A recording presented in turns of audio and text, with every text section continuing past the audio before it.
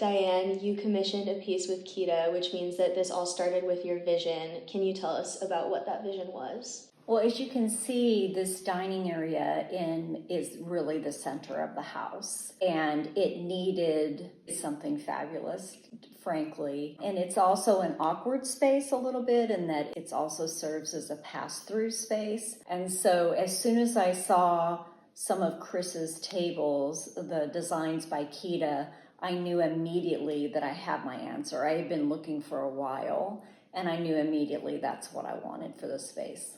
So the slabs in this table are oriented head to foot in this yin-yang style. Did you know from the start that that's what you wanted, or did that occur once you were working with the material?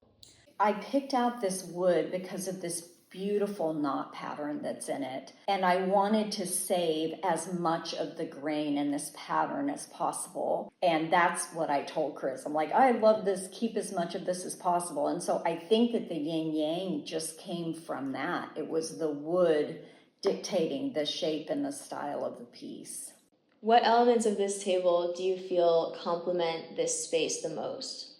I think the curvy design, which works well because this home has so many linear hard lines. I think that works well. I think the wood pattern is beautiful. I also think the flexibility in design is important. Even though most of the time it just sits like this, as you can see, the table does come apart. And so if we're entertaining, we can actually separate the two halves of the table and use them as buffets or move them out of the way.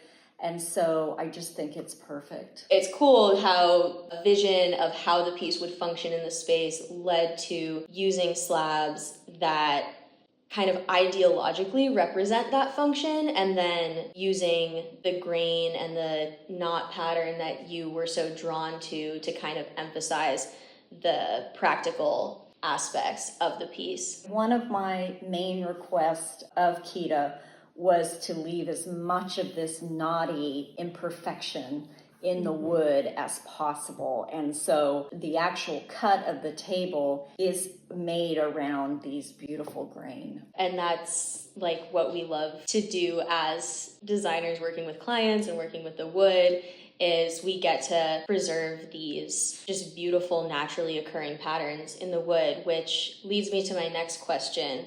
What drew you to this material specifically, and were you considering other materials, or did you find this one, or were you just drawn to it? So this was a tree that actually came down in a windstorm. It was a big old tree in South Pasadena.